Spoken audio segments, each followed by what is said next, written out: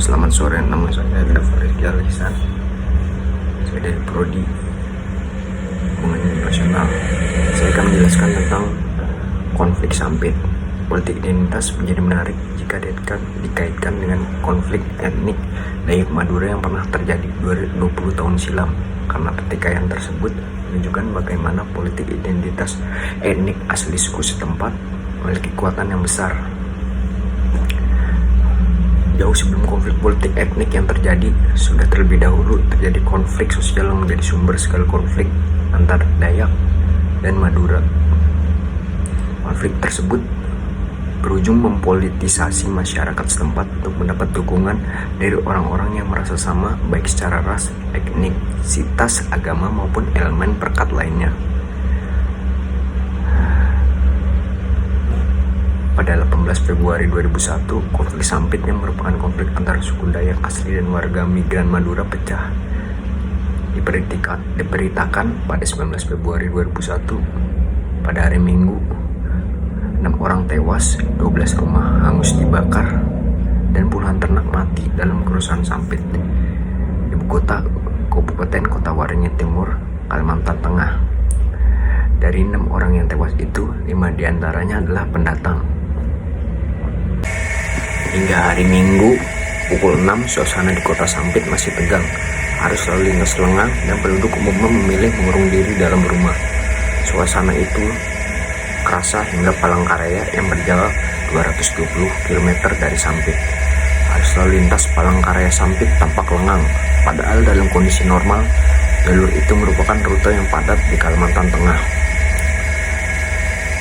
Minggu dini hari, salah satu rumah milik penduduk asli di Jalan Padat Karya Sampit dibakar orang.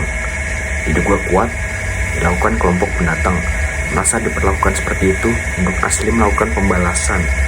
Dalam penyerangan itu, seorang pendatang dan seorang penduduk asli tewas. Serangan dilanjutkan hingga ke Jalan Tidar yang berjarak sekitar 500 meter dari Jalan Padat Karya. Nah, di jalan itu tuh kebanyakan yang menghuni itu pendatang. Di Jalan Tidar ini, mereka kembali membakar rumah. 3 orang penghuni rumah pendatang itu tewas. Seorang lagi tewas akibat senjata tajam. Selain itu, puluhan ternak penduduk itu pada mati. Lalu sekitar pukul 1 dalam Kinian Malang, mendadak terdengar suara gaduh. Terjadi kerusuhan dan rumah-rumah penduduk terbakar. Warga Jalan Tidar malam itu berhamburan keluar mencari sumber keributan tersebut. Masyarakat yang panik terpaksa melarikan diri ke semak belukar yang ada di kawasan Jalan Tidar.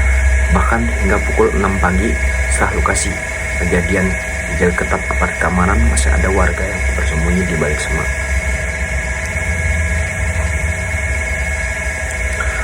Konflik ini tuh dimulai di Kota Sampit, Kalimantan Tengah, yang kemudian meluas ke seluruh provinsi termasuk ibu kota Palangkaraya. Saat itu, para transmigran asal Madura telah membentuk 21% populasi Kalimantan Tengah. Akibatnya, orang Kalimantan asli itu merasa tidak puas karena selalu disaingi oleh orang Madura. Karena adanya permasalahan ekonomi ini, terjadi kerusuhan antara orang Madura dengan suku Dayak. Penyerangan ini lantas membuat sekitar 1.335 orang Madura harus mengungsi. Konflik sampit yang terjadi pada 2001 bukan konflik yang pertama kali terjadi antara suku Dayak dan Madura.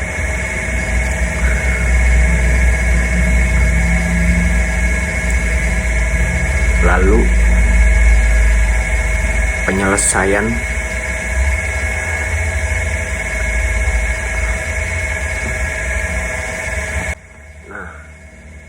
pada akhirnya, polisi menahan seorang pejabat lokal yang diduga sebagai salah satu provokator di balik serangan ini. Orang yang ditahan ini diduga membayar 6 orang untuk memprovokasi kerusuhan di Sampit. Kemudian, ribuan warga Dayak mengepung kantor polisi di Palangkaraya sembari meminta pembebasan para tahanan. Permintaan mereka dikabulkan oleh polisi pada 28 Februari 2001. Militer berhasil membubarkan massa Dayak dari jalanan. Konflik Sampit itu mulai mereda setelah pemerintah meningkatkan keamanan serta mengevakuasi warga dan menangkap para provokator. Dan pada akhirnya untuk memperingati akhir konflik ini dibuatlah perjanjian damai antara suku Dayak dan Madura di Sampit dan dibangun sebuah tugu perdamaian di tengah-tengah kota Sampit. Sekian.